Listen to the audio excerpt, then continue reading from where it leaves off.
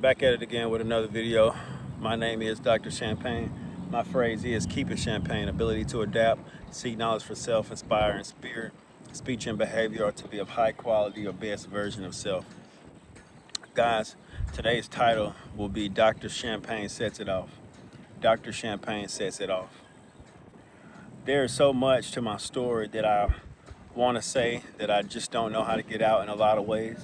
There's so much in my book, $2 Way, a promissory note, available on Apple Books and Amazon. There's so much that I want to say that I have to learn ways to express myself creatively, uh, artistically, and honestly, just to show that even after you go through your struggles and your storms of uh, narcissistic abuse cycles, dealing with and managing CPTSD, the best thing I can tell you to do is to figure out a way for you to be strong at all times. Figure out a way to stick and move. Find the game that works for you. Previously, I played sports just as a young child all the way up to the collegiate level. And I will say, for me, that has helped a lot to learn how to use sports and the ability to have to be able to pivot, the ability to know, okay, this is what happens in the game. This is what happens in this type of situation in the game. And you have to learn how to creatively apply what you've learned in your sports, in your uh, experience, that this is a situation that calls for, in baseball, let's say a bunt, or this situation right here in your experience calls for um, just to get on base. It doesn't matter if you get hit by the ball. It doesn't matter how you get on base. Just get on base. Knowing your game, knowing how you can effectively be in the sunshine, be in a life that where you want to be in and grow. You have to nurture that. You have to do your best to gain some type of foundation to grow and bloom your best self. That's what Keep It Champagne really is about, to grow and bloom your best self, to be your best self in a champion mentality. It will be difficult. People will say, well, it's just your environment. I'm in Mississippi. You would say, well, Mississippi, it's slow, blah, blah. When you're dealing with narcissistic abuse cycles and things like that that create trauma, whether it's family, whether it's workplace, whatever the dynamic may be that caused the CPTSD or, the traumatic experience, you must understand that nobody can really tell you how to grow your best self. Nobody can really tell you what you need uh, to find a location that's safe for you and your family in your home. To find a location that's safe, in your work. To find a location that's safe in your exercise or mobility.